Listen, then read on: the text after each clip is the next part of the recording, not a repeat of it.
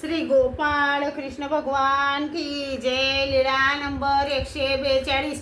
नेवाशाला पाठवून भट्टोबासांची ताप निवृत्ती। एके दिवशी सर्वज्ञांचा दुपारचा पूजा वसर झाला। सर्वज्ञांचे जेवण झाले, गुन्हा केला, विडा घेतला, विश्रांती झाली। सर्वज्ञ आसनावर बसले होते तेव्हा सर्वज्ञांच्या भेट सेवेसाठी सर्व भक्तजन आले, दंडोते घातले, श्रीचरणा लागले, सर्वज्ञांजवळ बसले। सर्वज्ञांनी कृपा दृष्टीने सर्वांकडे पाहिले। सर्वज्ञ म्हणाले, अहो तुम्ही सर्वजण आलात, पण वानरेश आले नाही, ते का? तेव्हा दादोस म्हणाले, जी सर्वज्ञांचा वानरा तापाने बेभान झाला आहे, त्याला स्मृती राहिली नाही, स्वतःला सांभाळता येत नाही।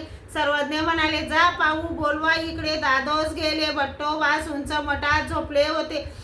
दादोस म्हणाले, नागदेवा चल, तुला सर्वज्ञ बोलवतात। तसेच भट्टोबास आले, त्यांचे डोळे लाल झाले होते, दंडोते घातले, श्रीचरणा लागले।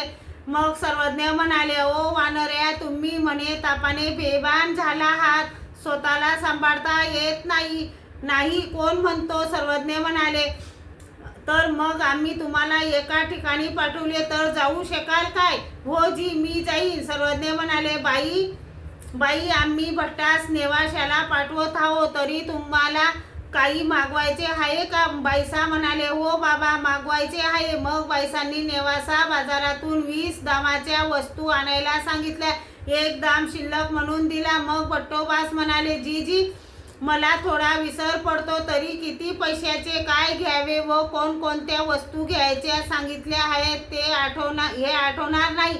सर्वज्ञ म्हणाले, तुम्ही बाजारात गेल्यावर जसे पदार्थ पाहाल तसे हे सर्व आपोआप आठवेल। हो जी। मग सर्वज्ञांनी विचारले, किती वेळाने येशील? भट्टोबास बाहेर आले, दिवसाचा अंदाज पाहिला व म्हणाले, जी सर्वज्ञांना पूजा वसर झाल्यावर येईल। सर्वज्ञ म्हणाले, जेवत नाहीस का?